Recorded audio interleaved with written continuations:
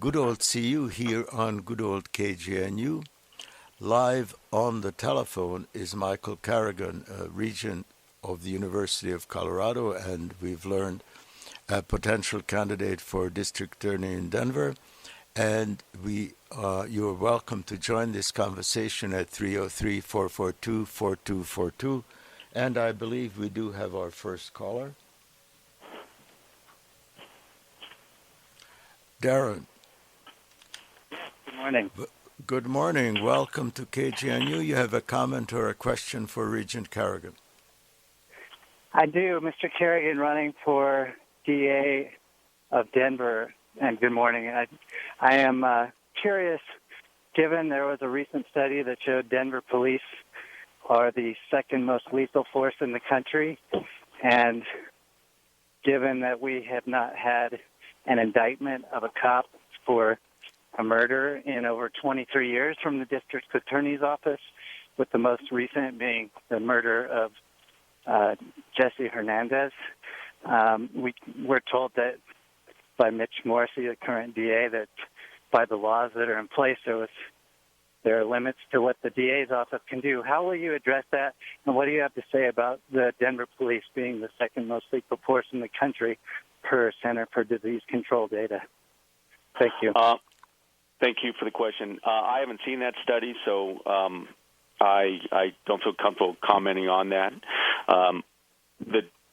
What's critical about the DA in Denver is the only elected law enforcement official. Here in Denver, we don't get elected sheriff, and of course, don't get elected police chief. So the DA has a very important role in building confidence in law enforcement.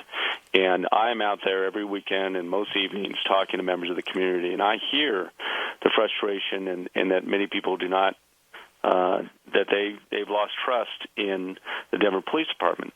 I believe most of the officers are good and honest, but I also believe there are some bad apples there that need to be held accountable. And if I'm elected district attorney, when I'm presented cases of excessive force, I will not be afraid to charge those officers across the line and violate the public's trust.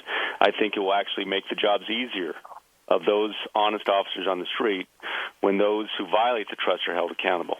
And then another thing I will do is the current DA, when there is a homicide, a death, he will publish a report, as he did in the Hernandez case, describing his findings.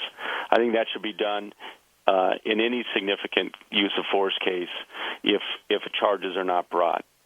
But I would go further if elected DA, and that is I would affirmatively hold a press conference where I'd welcome members of the public, and if I decide not to charge, the public will have no questions unanswered as to why I reached that decision. Well, that's certainly the case with Jesse Hernandez, that there was a significant effort, I think, by Morrissey to put the data out there. But, now we have Paul Castaway, and this idea of the bad apple theory has been debunked by the ACLU, who listed several examples of multiple police lying in a situation.